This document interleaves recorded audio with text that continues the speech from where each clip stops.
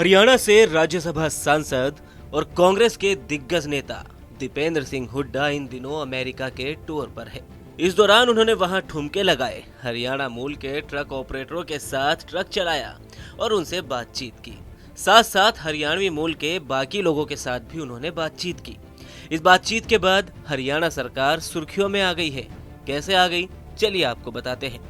दरअसल दीपेंद्र हुड्डा ने social media platform x पर एक पोस्ट किया, जिसमें लिखा, अगर अपने राज्य में सिचुएशन अच्छी होती तो क्यों देश छोड़कर यहाँ आते।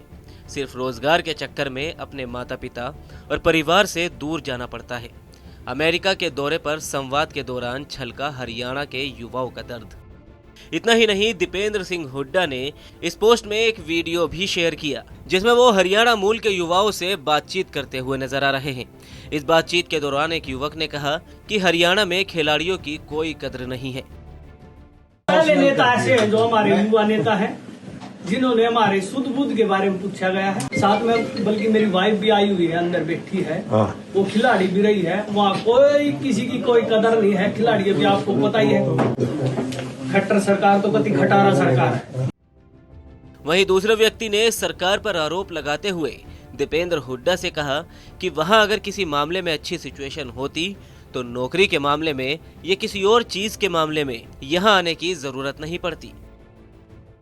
मैं 6-7 साल हो गए सर, मेरे पिताजी भी पीछे पूरे हो गए 2021 में, और नहीं पहुंच पाए। मजबूरियां, माँ भी बूढ़ी हो रही, इन करें क्या, मजबूरी है ना। मजबूरी, अगर उनका पालन पोषण देखें तो यहाँ रहना जरूरी है, अगर खुद का दिल देखें कि क्या हो रहा है वहां पर तो वहां जाना जरूरी है, लेकिन जा नहीं सकते, परिस्थितियां ऐसी हैं।